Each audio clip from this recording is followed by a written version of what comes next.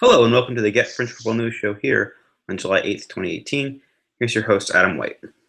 Yes, thank you, Eric. Hello and welcome to the Get French Football News Show, a special World Cup edition, our third of the tournament. I'm Adam White, and this evening I'm joined by Eric Devin and Jeremy Smith. Just a quick reminder before we talk all things Le Bleu and their 2-0 World Cup quarter-final victory over Uruguay on Friday. You can follow us at GFFN on Twitter, and you can find all the latest news, opinion, podcasts, and feature articles on French football as a whole at getfootballnewsfrance.com. So, let's dive in, chaps. Eric, your reaction to what was a surprisingly simple 2-0 win in the end over Uruguay for France? Yeah, job well done. I think that there were some questions before the match about how Coinson Tolisso coming to the match replacement Tweedy would affect the game. We obviously know Tolisso to be a much more forward-thinking player, but I think he understood his role very well. Credit to Didier Deschamps, again, for making that sort of bizarre 4-3-3, 4-4-2 hybrid system work very well. I think we saw improved matches from the likes of the forwards, Griezmann and Giroud in particular, weren't exactly devastatingly effective. Griezmann scoring and assisting on aside, but I think that Giroud's aerial dominance, Griezmann's pressing really made the French a lot more combative side and difficult to deal with. That being said, I was a little bit disappointed in Uruguay. They were very organized, but they were also very narrow, particularly the fullbacks. We commented, and it's been said earlier as well, that the Uruguayan fullbacks, particularly Diego Laxalt on the left side, his dynamism had made Uruguay a much more different proposition. I didn't think we saw very much of that on Friday, and I think that allowed France much too much space. Pavard and Hernandez are not naturally attacking fullbacks, but they had a lot of space and showed a lot of dynamism going forward. I think that as a result of that, between that and that narrow diamond that Uruguay play, I think they just made it a little bit too easy for France to really dominate the match in the way that they saw fit. And I think there was only going to be one result once we saw the way that Uruguay had set out their stall. Yeah, that's a really interesting point, and it was surprisingly sort of weak. And I think obviously the absence of Cavani made a big difference. But Luis Suarez didn't even have a shot in the whole game. Not on target; he had 0 shots in total. But even so, a very positive result for France after what was a slightly nervous build-up. Jez, do you think there's good comparisons to be made between this performance over Uruguay and the win over Argentina, which was a bit more eye-catching, perhaps? Yeah, I think so. I think I'd say that in just sort of quickly dealing with Uruguay, I think they don't really do themselves any favors. I think they're a little bit too obsessed with this philosophy of, defense first, keeping it tight, grinta, grinta, grinta. I actually think they're a better team than they sort of give themselves credit for, in a way. Even without Cavani, who's obviously a massive miss, both in terms of, the striking ability, but also the support he gives defensively. I still think that they're a better team than they showed. But I think at the same time you have to give France a lot of credit for the way they sort of annulled any of Uruguay's threats. And I mean, the mention of Laxalt, I actually thought the sort of the first 5-10 minutes or so he looked pretty dangerous, and then not disappeared from the game, but certainly stopped marauding forwards. And I mean, I'd tend to give Mbappe credit for that. I think I think they sort of traded blows early on. Laxalt sort of probably first of all frightening Mbappe and Hernandez, and then Mbappe getting the better of him, and I think sort of forcing him to stay back because they were so scared about his pace and trickery. And yeah, in general, I thought it was the Argentina match, as we discussed last week, and despite all my pessimism beforehand, it was the perfect matchup for France. The slow defense and midfield, and it was as they did during the match. All they needed to do is basically give the ball to Mbappe and sort of watch him run. This one, I think, was a much bigger test of France, of their grinta in a way, and whether they're up to the task of firstly playing a team that are going to let them have more of the play than Argentina were going to, and secondly, it has been a criticism of France before, like the Colombia friendly was the obvious example, that they allow themselves to be bullied. So this was a big test, and I mean, generally, I think every single player was excellent. Probably I'd argue the worst player on the pitch was the one who ended up with a goal and an assist. I still didn't think Griezmann actually played that well, but the main thing is that he comes out having a part played in both goals. And I think, if you're looking for sort of good omens or certainly good signs about how this team has progressed and is progressing, the quarterfinal 4 years ago, obviously it didn't just come down to that, but there's been so much attention on Varane being bullied off the ball by Hummels for him to score the winner in the quarterfinal against Germany, or for Germany rather. The fact that it was Varane, not exactly bullying, but a clever free kick and using his nous to get in front of the defender and score the first goal was kind of, I think sort of quite a sign about how this team has progressed and hopefully is ready to take a couple more steps. Yeah, I think that's a really interesting point, and especially in comparison to the previous quarterfinal, which I remember watching 4 years ago in Brazil and being so disappointed in France. They were so sort of weak and timid, and obviously the Germans were obviously a fantastic team and deserved to win that tournament. Beating two South American opponents in South America to win the World Cup is quite impressive. But France really didn't put much of a fight up in that game. And another interesting omen that you mentioned there, Olivier Giroud, we'll probably come back to him later, but hasn't scored in this tournament. I was sort of looking into it earlier, and that's not necessarily a bad thing for France for their main striker not scoring a tournament. Obviously, Stefan Gavard didn't score in '98, and Bernard Lecomte didn't score in '84 either when they won the Euro. So maybe an omen there for France. However, looking at the other side, Eric, looking at Cavani in particular, I take a lot of Jesse's points about how positive the French performance was, but how curtailed was the Uruguayan performance by the lack of Cavani? Christian Stuani not the best understudy, perhaps?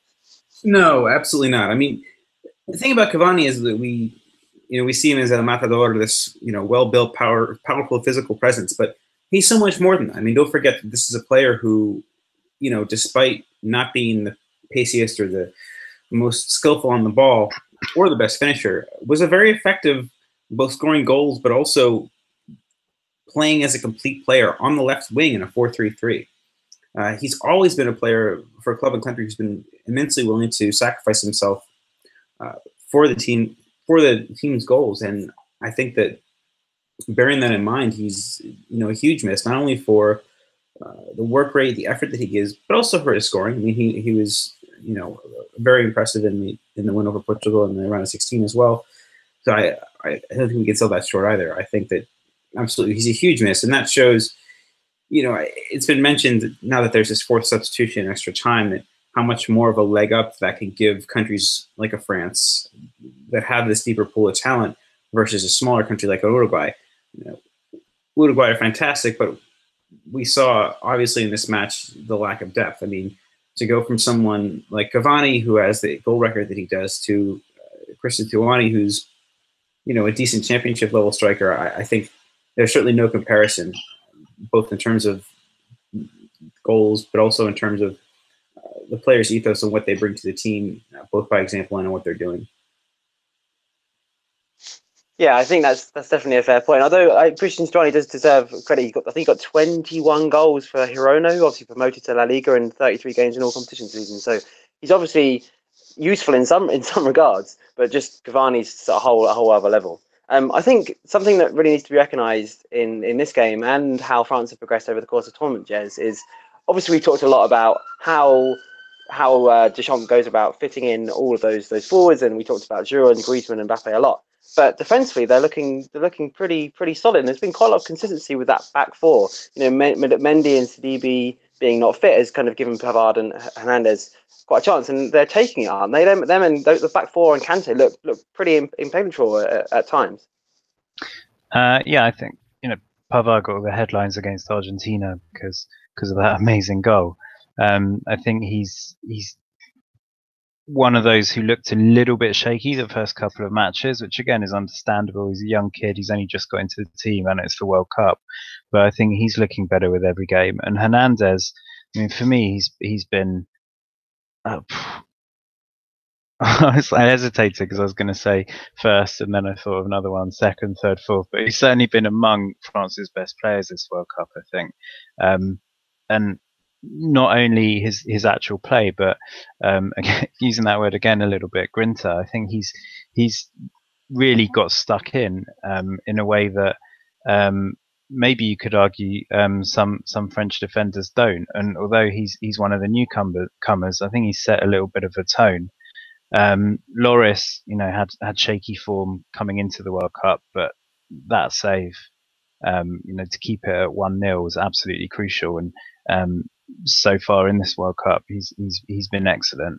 And the two centre backs as well. Varane it's weird that no one ever really talks about him. He's been such a mainstay for France now for so long, and he's just sort of so consistently good, but without ever doing anything spectacular, in defence or attack. That I think maybe it sounds weird to say considering that he's a multiple trophy winner with Real Madrid, but for France he's almost an afterthought and kind of underappreciated just because he's always there, always doing quite well.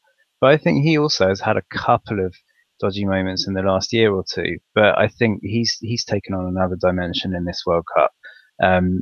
Prepared to be a little bit braver with his passing, try to break the lines, and just in defence, he's been, in terms of sort of defending set pieces, he's been excellent. His reading of play, we all know, is good, and now he's popped up with a really important goal as well.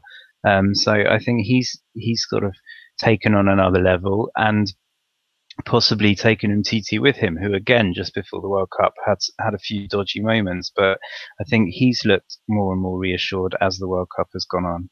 So obviously I'm hoping that this doesn't sort of tempt fate and get sort of 3 huge rickets in the next match, but as a unit, and as you said, with Kante just on another level in terms of the shield that he provides ahead of them, they've looked really, really solid, which actually is very reassuring considering that Sidibe I don't think is completely fit. Mendy certainly isn't, and Rami hasn't played a minute yet, and Kimpembe I thought looked a little bit shaky at the start of the Denmark match. So thank God they're all fit and firing, and also no suspensions coming into the semis. Yeah, I wanted to just jump on something there as well. I think that the Umtiti confidence point, certainly. I remember it was probably like 15, 20 minutes in the first half. He had the ball in midfield, not really an outlet pass. He just did a beautiful dummy to sell, who's the Uruguay right side midfielder, Nandez. It was just, the bravado and confidence to do that for a player who, again, is 24, is not a young player, has major tournament experience, but still, is still, I think, sort of finding his way, finding his role into this side, even 2 years on from when he first really broke into the team. The player I really wanted to highlight is Pavard. I think that, talking about going into the tournament, this is a player who we've talked about as not really being a right back, being sort of, people being surprised that he got the call rather than Debuchy. But, gosh, I mean, playing on Friday, what he gave as in terms of his forward play was far and away. And again, clearly Mbappe pinning back Laxalt to give Pavard more space to run into certainly has a role in this, but the confidence in the forward play that he's shown, just in terms of linking play with Pogba and getting forward himself, getting in some decent crosses, I think that in terms of growth is a massive testament not only to the player's confidence and abilities, but also to that of Deschamps, who is really molding this player into something entirely different than what we've seen from him, both from his time at Lille and playing in Germany. I think that's an incredible achievement on the part of Deschamps to engender such a metamorphosis within this player within the space of a month or so since the squad convened. It's really, really impressive to see Deschamps get that balance right in terms of what he wants those fullbacks to do, attacking versus defending. And Pavard in particular is the result of that in a really impressive way. Yeah, I think that's a really, really good point. I think that's an area where Deschamps perhaps doesn't get as much credit as he deserves. That the fact that he's managed to sort of cajole his performances from Pavard in such a short space of time, and given when I was at Lille, as I mentioned on the previous card, I watched quite a lot of him then, and he's sort of a utility player, and he's moved around and played defensive midfield, played both fullbacks, played centre back a little bit too, and he was obviously very young at that point, but it looked like he didn't necessarily know what his best position was, and it didn't look like the manager at the time didn't know what his best position was either. And when he left for Stuttgart, I was honestly quite surprised that, one, I suppose they were sort of not on the best times, I suppose. But I was still surprised that he's sort of been highlighted as talent that perhaps a club with slightly more money, perhaps or slightly more potential than Lille, perhaps would target. And fair play to him because they were finished seventh in the Bundesliga this season with him as part of a back three. He's a very defensively minded player. But as you said, Eric, he really has proven himself competent in both sort of the final third and in defending. But I think, although as good as Pavard's been, and we're talking about Best and Hernandez too, and I 100% agree with Jez on both Varane and Hernandez, I have a bit of a rogue shout for Golden Ball. If France go and win this tournament and they keep playing like this, do you think, Jez, I'll ask you both this question, but do you think Kante could win the Golden Ball? I think he's been that good. If he keeps playing like this. I think it depends a little bit on the judging committee, because when you look at the people that win the Man of the Match awards, I mean, it generally seems to be whoever scores a goal, irrespective of how they play. That Griezmann, for example, got Man of the Match against Australia. It still makes me laugh. So if those same people were picking the Golden Ball, then I would say no. But in terms of how he's played and whether he deserves it, I mean, he absolutely deserves to be up there. I can't think of any other standout candidates really, and I think I've said before, it almost makes you laugh out loud the way he plays. That where he pops up, one end of the pitch 1 second, the other end the next. You look at his stats. I think he leads the World Cup on interceptions. He leads the World Cup on recuperation, probably on kilometers run as well. It's quite unbelievable, and just it must be a godsend to have someone like that in your team who you can always rely on to generally be in the right place at the right time. And the only criticism I give is sometimes his passing is wayward, but that's not his number one role. And the way that he fulfills his role is just it's stunning at times. It really is. So definitely deserves to be a candidate, but I'd be very surprised even if France win the World Cup. I'd be very surprised if he got the Golden Ball. A genuine candidate for you, Eric, do you think? I have to agree with a lot of what Jeremy said there. I think that also, I think in this match in particular, we have to give a lot of credit to Paul Pogba. Pogba wasn't the creative outlet, the driving force that he was against Argentina, I don't think. But I think a lot of times we saw him as the deepest of that midfield three, allowing Kante to get forward a little bit more and link play with those short passes and allow Tolisso that freedom off the ball as well.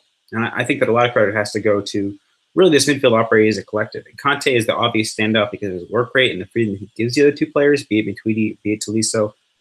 But yeah, again, really a tremendous tournament from the Chelsea man. I think that, again, as Jeremy rightly says, keen observers of football are not going to say this. And, when you said that, the anecdote that Jeremy relayed about Griezmann winning against Australia was literally exactly what popped into my mind.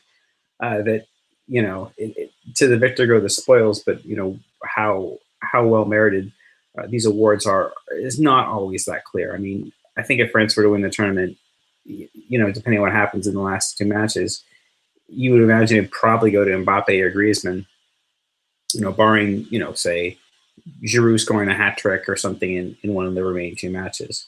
And not that Mbappe in particular would be undeserving in that, but I think in terms of consistency throughout the tournament, which that award is supposed to acknowledge, I don't necessarily know that we've seen that from either one of those players. I mean, Griezmann certainly grown into the tournament, and Mbappe was fantastic in the knockout rounds, but both of them have also had some rather less flattering moments, shall we say. I think that they've not been consistently at their best throughout, or as integral as perhaps they should be in France's progression.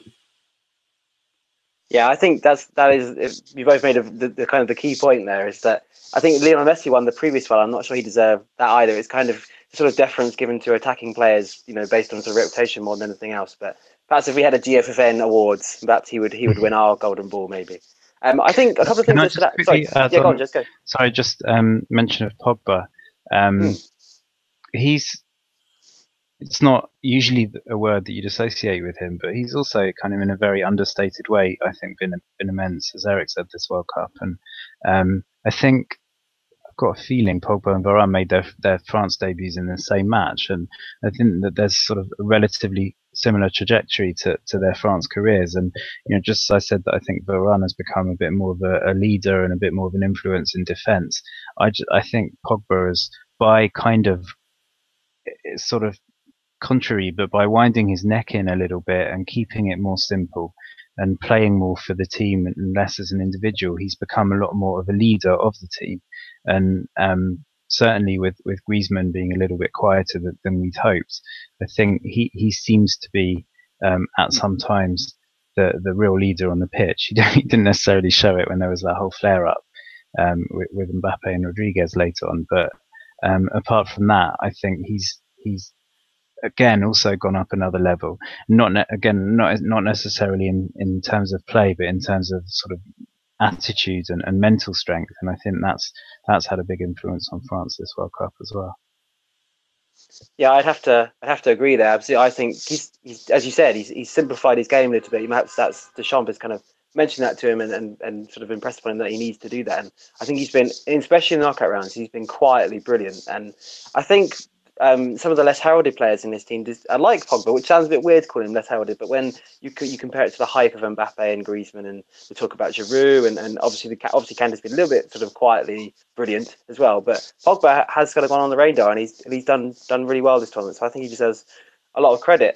One further point before we move on to preview the Belgian game, or actually two further points. Hugo Lloris, very quickly, just to pick up on that absolutely brilliant save from Caceres' header. He's done extremely well to overcome what was a pretty shaky international, and for Spurs as well, sort of form coming into the tournament, Eric. I think he's, in the last couple of games, all right, that Di Maria goal was extremely well hit, but maybe he could have done a little bit better. But that save in particular, and his overall performances have been pretty good, I think, overall. I think this is the Lloris who seems to be in the tournament. I think there was that near own goal against Australia. I want to say it was Tolisso, very early on in the match. I mean, that could have really put France behind the 8 ball in terms of the impact it could have had on the match at that point. But Lloris was very smart to stop that. And I remarked to my buddy, we were here in Boston watching the game, and so I said, you watch, like, this is Hugo's tournament. Like, he's 31. He's had all this international experience. Now increased experience in the Champions League with Spurs, and also dating back to his time at Lyon. And I think that we all know the knocks on him. He's a fantastic reflex keeper, one of the very best in the world. But maybe the distribution's not there. Maybe in terms of his leadership, we know him as being sort of this mild-mannered guy. He's a little bit understated. He's not the fiery, electric presence that we expect from, say, Esteban Danda or Vincent Anyama, someone who's going to be out there bellowing and pointing the whole time. But I think that he's shown an incredible level of focus and an incredible level of drive in this World Cup that, again, has not always been there at club level. Has not always been there for France, particularly, as you mentioned, in the friendlies leading up to the tournament. But I think he's playing as a captain. Again, not the most vocal style, but simply through example. And that's what we've seen. You mentioned Pogba the same way, that Deschamps really has his players on the same page in terms of subsuming, their individual desires or what have you, to play as a team and to make everybody work their hardest and lead by example. And I think Lloris is, one of, if not the finest embodiments in this team of that approach to playing in this tournament. And that's why France are where they are. It's, yes, they have the talent. Yes, they have the individual skill, but it's simply the way, it's the focus, the drive, the togetherness they have. It's the thing, Deschamps has been manager for 6 years, and in that time, he's pretty much turned over the entire team, save Lloris. I'm not sure if Matuidi would predate him as manager, so would Giroud, but by and large, this is entirely a squad of his selection. He's got rid of the cliques, he's got rid of the camps, he's got rid of the issues, and he has these players believing in him. Lloris is the example of that, and it's a testament to the player's ability, and it's a testament to the manager's ability to shape a squad in his image, to be not necessarily prosaic, but to be pragmatic, and to get the results through focus and effort. Yeah, fantastic stuff. I think the thing that sort of stuck out for me there, Eric, is that he's playing like a captain. And I think that's crucial for this France team, which doesn't necessarily have in terms of Loris, doesn't really have sort of too many leaders per se.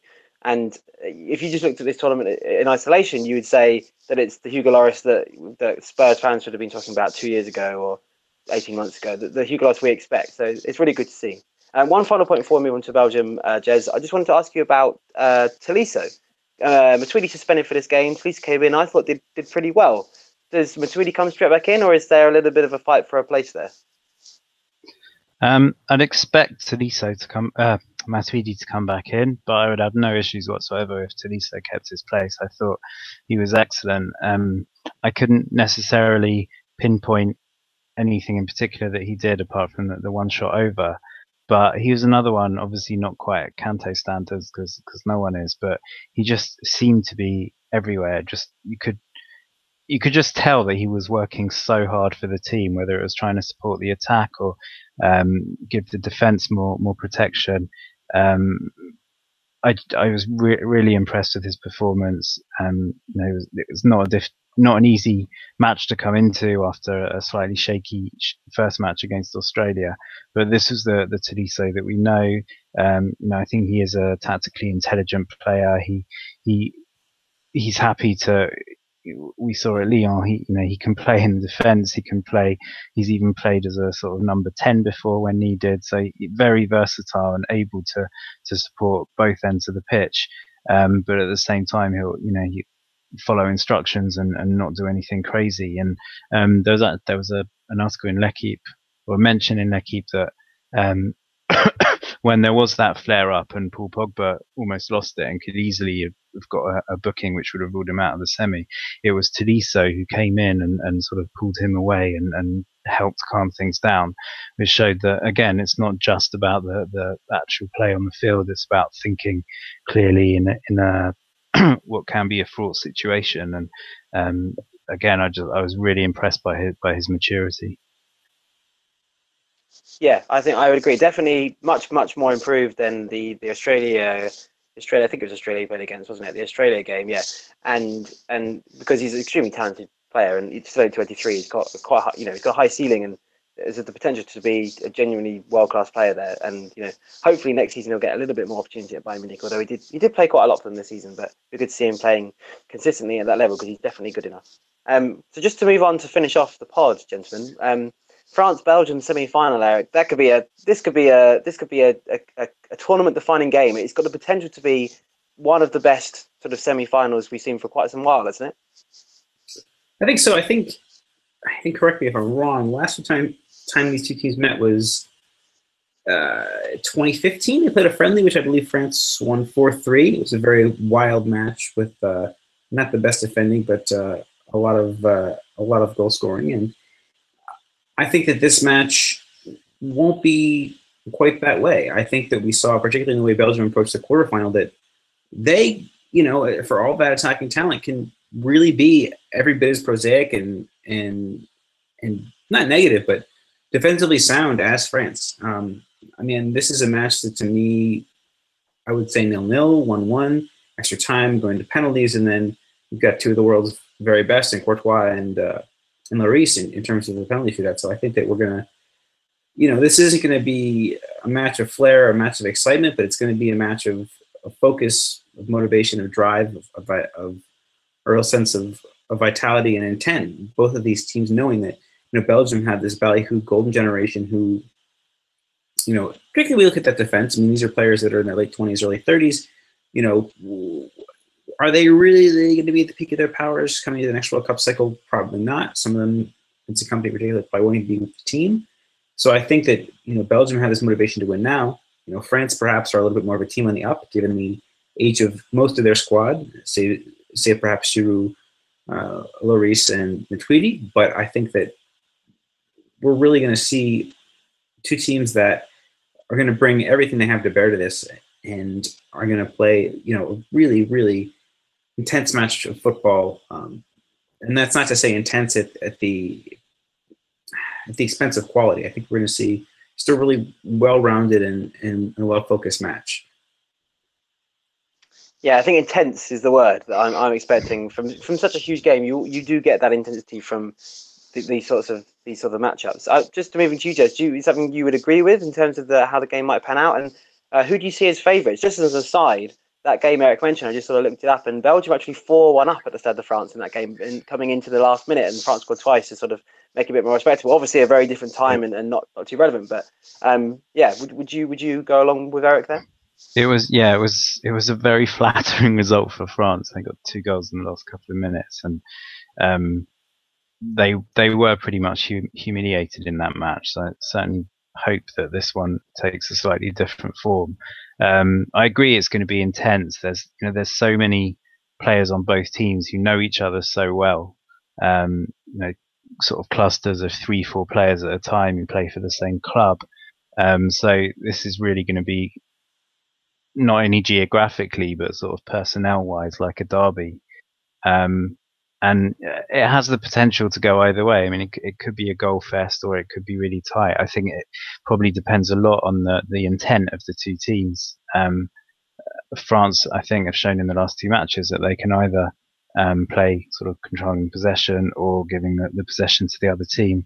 Belgium, I think, for the most part against Brazil, were effective, sort of hitting them on the break. And there was also that the winner against Japan was a fantastic counter-attack as well. So I think a lot depends on how the 2 teams are set out. Possibly if I can see it being one of those matches where if there's an early goal, the whole thing could turn into chaos. But at the same time, I can also see it being entertaining, hopefully, but also cagey and possibly the odd goal nicking it.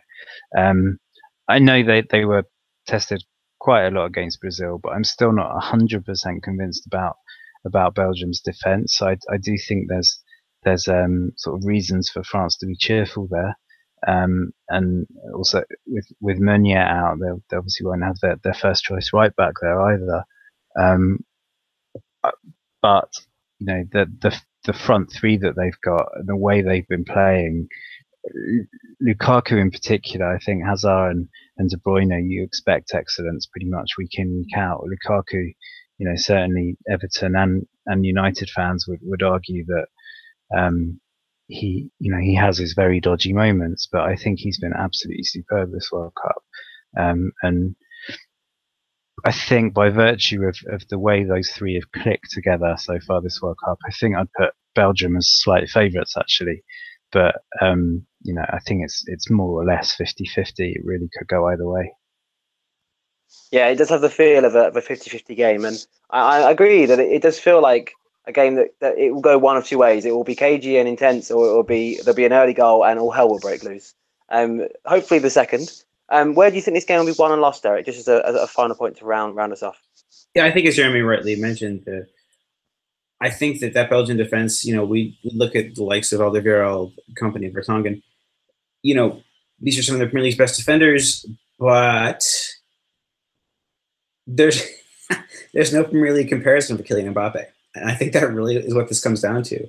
I think that we saw against Argentina, France's willingness to trust in him to turn a match on its head can be the difference, and I think it will be the difference here. I think that, again, I still think penalties are like a result, but I think that Mbappe's play is what's going to give France that ability to take it to extra time. I have to be pessimistic and say Belgium are going to win because it's worked so far. Spoken like a true Frenchman. Fantastic stuff. Right, I think that is about all we've got time for. But just a reminder, remember to check us out on Twitter at GFFN, and for all the latest news and opinion, podcasts, feature articles, as I mentioned at the beginning of the pod, check out getfootballnewsfrance.com. So my thanks to Eric and Jeremy Smith for joining me this evening. Alex Lebleu, and enjoy the semi-finals.